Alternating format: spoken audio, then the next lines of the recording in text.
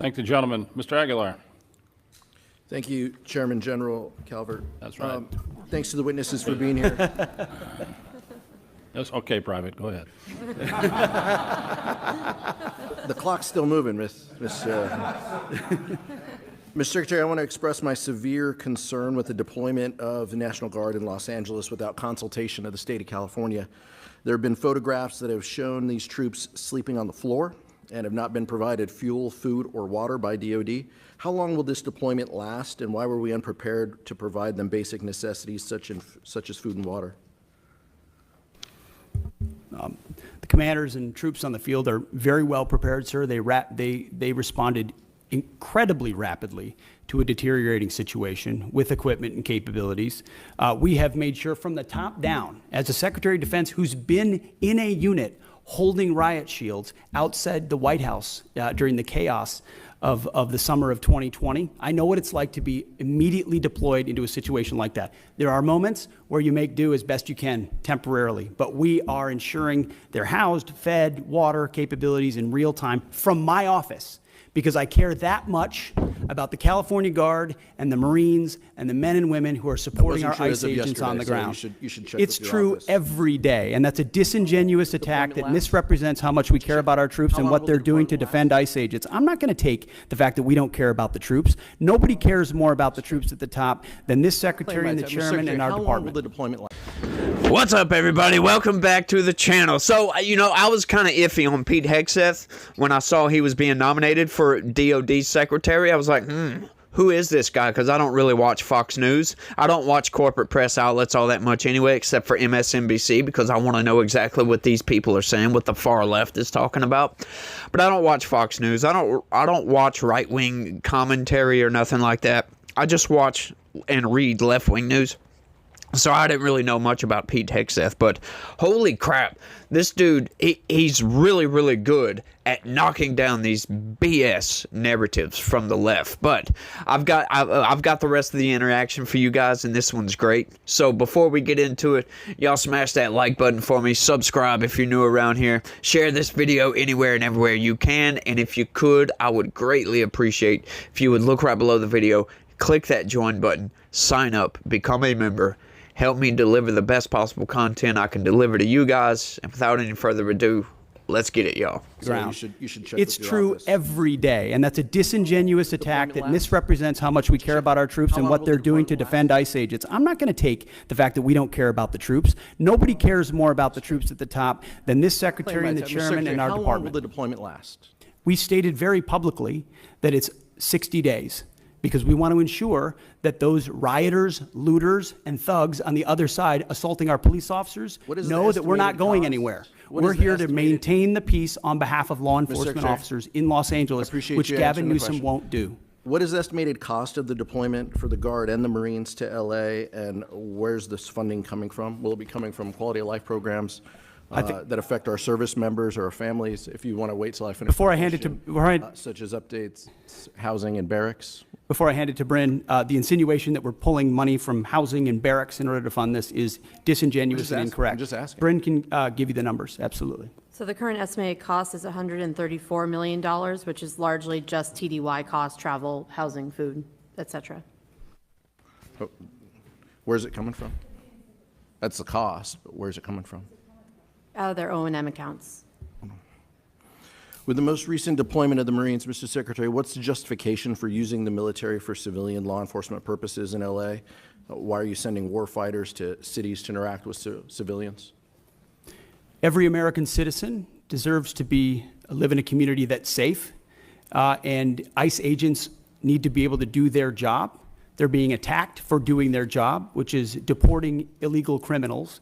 That should happen in any city, Minneapolis or Los Angeles. And if they're attacked, that's lawless, and President Trump believes in law and order. So he has every authority, and he has done mobilizing National Guard or active duty troops under U.S. code to protect federal agents in their job, which is exactly what we're doing, and we're proud to do it. We're proud to do it. 10 U.S.C. of the U.S. Code 12406 as a legal basis that the president used cites 3 examples and circumstances for the Guard.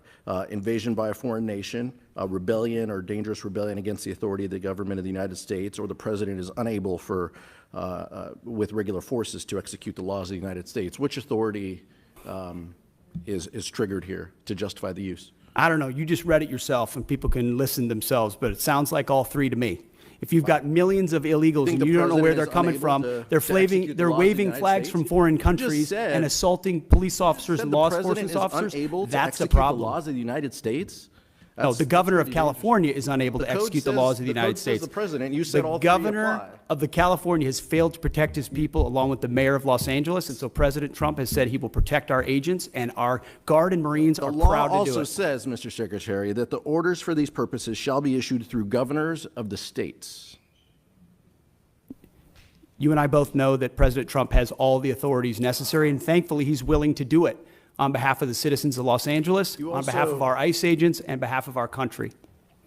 We've also pulled $1 billion for the border as well. So this just goes into the same fund, 134. What did Congressman, what's the 134 million? I was asking Ms. McDonald. Okay. 134 million goes on top of the billion that's been pulled for the So border. the funding that was pulled for this year was largely in FSRM, and in this budget, we're actually looking to plus that funding back up to backfill that for our troops and for their families.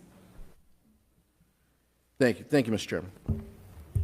Look, I'm sorry. All this nonsense coming from the left and leftist media is utterly insane. I've got another clip to show you guys, but let's talk about this right quick. We're getting all this nonsense from leftist media. Oh, Donald Trump's escalating the situation. Yeah, as a matter of fact, he is. Because when these people start rioting, you have the governor of a state, the mayor of a city refuse to stop these people from rioting. Not protesting. Donald Trump's not sending in National Guard to stop protests. He's sending them in to stop rioting, for crying out loud. They're attacking federal ICE agents, for crying out loud. And these people are trying to pretend that, oh, it's just a bunch of protesters. Nothing to see here, folks, when you have Waymo cars burning in the freaking background, right? We're not going to have a repeat of 2020. I think Donald Trump this time is going to get on top of this. He's going to get out in front, because regardless of what Donald Trump does, he's going to be orange man, fascist, bad, authoritarian, blah, blah, blah, whatever it may be. He's always going to be bad regardless of what he does, whether he sends in the National Guard or if he doesn't. If he does, he's a fascist. If he doesn't, he's scared of the left. It's lose-lose regardless what he does. So what do you do in that situation? You send in overwhelming force to overwhelm these rioters and put them back in their place. Teach these people that law and order reigns in this country. You are not going to break the law. Plus, they're trying to say this is a bunch of protesters, but hang on just a second. Hang on. We know California is a sanctuary state. Sanctuary state. That means there's a lot of criminal aliens in that state. Los Angeles itself holds, I don't know how many hundreds of thousands of criminal aliens. So how do we know that these protesters are American citizens? So if these protesters are not American citizens, then that is a predatory incursion, an invasion, if you will, and he has every right to send the military in to quell the violence, for crying out loud. So I think Donald Trump is in the right here. Sounds to me like Pete Hegseth also believes that Donald Trump is in the right here. And guess what, folks? This one goes out to all you leftists out there.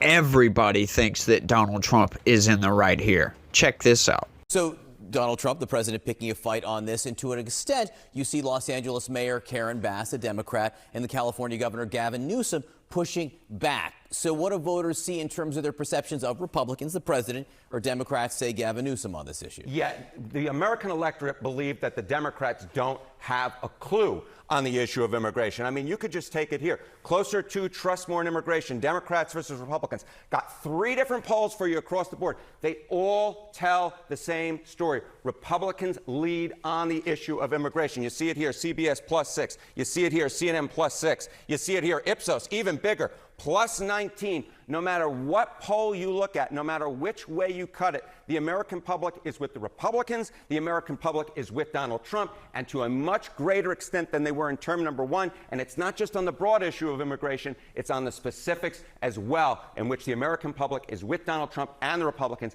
And that is why Donald Trump is eager to take on this fight and eager for those scenes out of Los Angeles. Notice how he started that segment off. Oh, Donald Trump picking a fight on this. Wait, who is picking a fight here?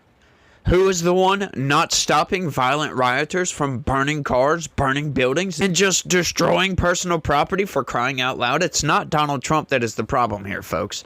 But that is what you get from the mainstream news. Oh, Donald Trump is escalating. Donald Trump is doing this. Donald Trump is doing that.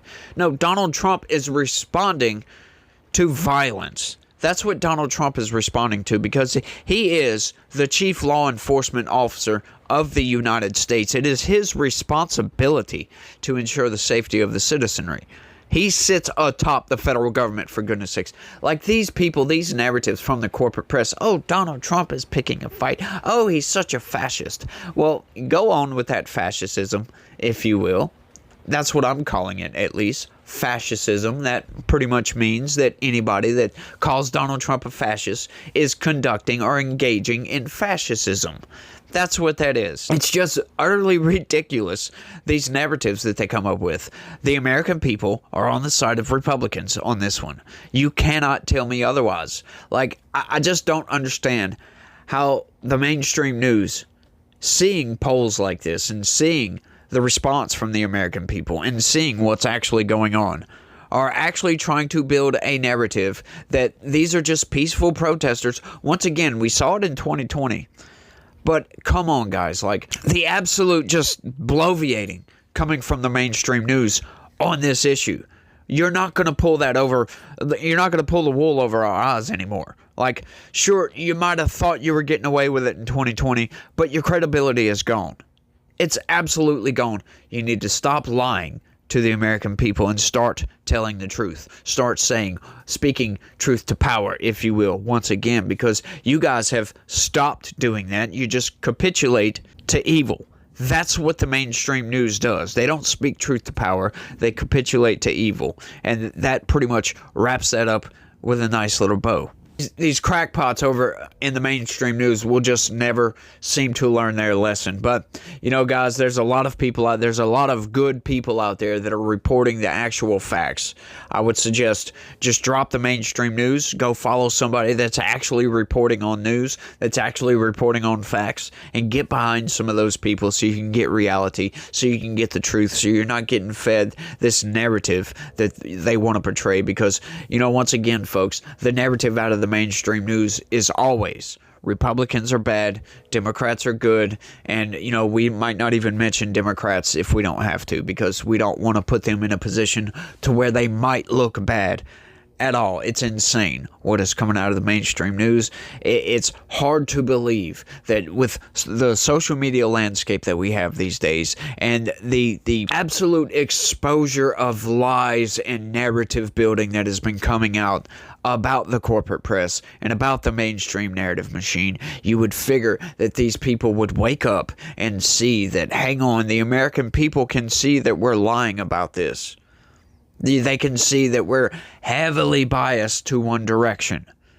But they don't see that for some reason. They're in a cult, and they can't seem to shake free from that. No matter how much truth you put in their face, no matter how many times you knock down a bogus narrative coming from the mainstream news, they just never, ever seem to learn. So I would suggest to everybody, just stop listening to these people. Unless you want to know what the left is talking about, then go watch MSNBC. Right? I mean, that's it. Follow somebody who actually reports on news. You know, not to shamelessly plug my channel, but I report on left-wing news constantly, and then I fact-check that and set the record straight, if you will. Which, by the way, I've got more videos coming out today, so y'all make sure and stay tuned for all that. But that's all I got on this one, y'all. I want y'all to let me know what y'all think about all this down in the comment section. It's mind-blowing, the narratives that are coming out right now about what's going on in LA. It's crazy, y'all. But I've got news that you're not going to hear about from anybody else. Pretty much. Like, at least I'm pretty sure about that, right? Like, I don't watch every YouTube channel that reports on news, but I can almost guarantee you that I'm going to cover news that you're not going to get from all of the big guys. So, y'all make sure and stay tuned. Smash that like button. Subscribe if you're new around here. Share this video anywhere and everywhere you can. Sign up. Become a member. Help me deliver that good content to you guys. And y'all try to have a good day. Stay legitical. Peace.